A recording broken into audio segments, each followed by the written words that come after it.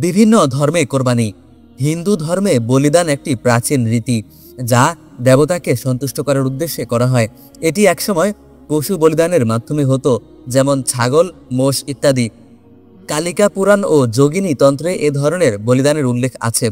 তবে আধুনিককালে হিন্দু সমাজে এটি অনেকাংশে প্রতীকী হয়ে গেছে, যেমন নারকেল ভাঙ্গা বা ফল উৎসর্গ করা।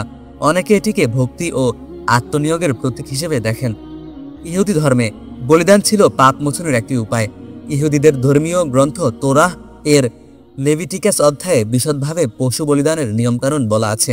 তারা নির্দোষ পশু উৎসর্গ করে আল্লাহর সন্তুষ্টি লাভ করত, ইহুদি ভাষায় যাকে বলে ইহুভা। তবে মন্দির ধ্বংসের পর আজকের ইহুদিবাদে বলিদান প্রথা অনেকটাই বন্ধ হয়ে গেছে। খ্রিস্ট ধর্মে যিশু আলাইহিসসালামকে ঈশ্বরের পুত্র ও বলিদানের মেষ পশু বলা হয়। খ্রিস্টানদের বিশ্বাস, যিশুর ক্রুশবিদ্ধ হওয়াই মানবজাতির পাপ মোচনের চূড়ান্ত বলিদান। তাই খ্রিস্ট ধর্মে পৃথক পশু বলিদানের প্রয়োজন নেই, এটি বিশ্বাসের রূপান্তরিত হয়েছে। ইরানি ধর্মে, যেমন জরথ্রুস্ট্রবাদ এ পশু বলিদান একসময় প্রচলিত ছিল, তবে ধর্ম সংস্কারের পর তা নিষিদ্ধ হয়ে যায়। বর্তমানে এটি প্রার্থনা ও আগুনের উপাসনার মধ্যে সীমিত।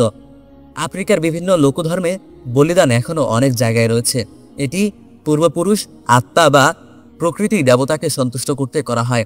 কখনো কখনো পশু বলিদান দেওয়া হয় যাতে ফসল ভালো হয় বা রোগবালাই দূর হয়।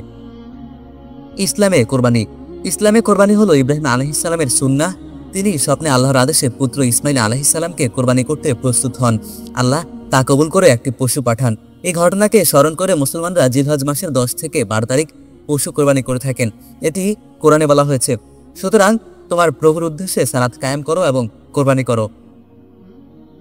কোরবানির উদ্দেশ্য হচ্ছে তাকওয়া অর্জন, আল্লাহর নৈকট্য লাভ এবং দারিদ্রদের সহায়তা করা। কোরআনে বলা হয়েছে, আল্লাহর নিকট না এর গোশত পৌঁছায়, না রক্ত, পৌঁছে কেবল তোমাদের তাকওয়া।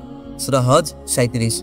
সুতরাং পৃথিবীর অধিকাংশ ধর্মেই কোনো না কোনোভাবে বলিদান বা কোরবানি একটি গুরুত্বপূর্ণ ধর্মীয় অনুষঙ্গ।